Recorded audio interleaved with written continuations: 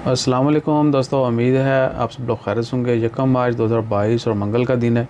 कल supreme committee के फ़ैसलों में एक चीज़ जो है ना हमने मिस की थी और वो थी लैंड बॉर्डर पे एंट्री और कोरोना का टेस्ट। आज सुबह जो है उसके ऊपर काफ़ी तंबाकू चलता रहा सोशल मीडिया के ऊपर कि यूएई जाना हो या वहाँ से आना हो तो कोरोना का टेस्ट।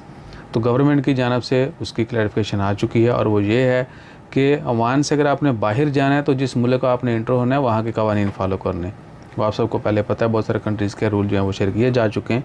तो ओमान ने जो कोरोना का टेस्ट ख़त्म किया है वो एंट्री जो ओमान आने वाले हैं उनके लिए किया है। बेशक आप बाई एयर आएँ ओमान में किसी भी एयरपोर्ट पे एंटर हों या बाई लैंड आएँ, यानी लैंड बॉर्डर से अगर आप ओमान में एंटर होते हैं तो वो भी कोरोना का टेस्ट नहीं ज़रूरी, ये रूल है।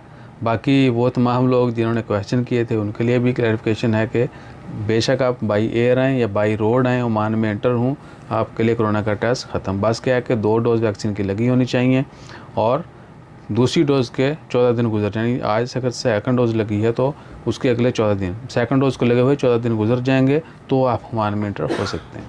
That's all for now. इसके अलावा फिर भी अगर आपका कोई कमेंट है यू कैन डू कमेंट। अपना ख्याल रखिएगा, दुआ में याद रखिएगा। फिर रिपीट कर दें, ओमान में एंट्री आप कहीं से भी करें, बाई एयर आएँ बाई रोड आएँ, कोरोना का टेस्ट ख़त्म। That's all. जज़ाकल्लाह। अल्लाह हाफ़िज़।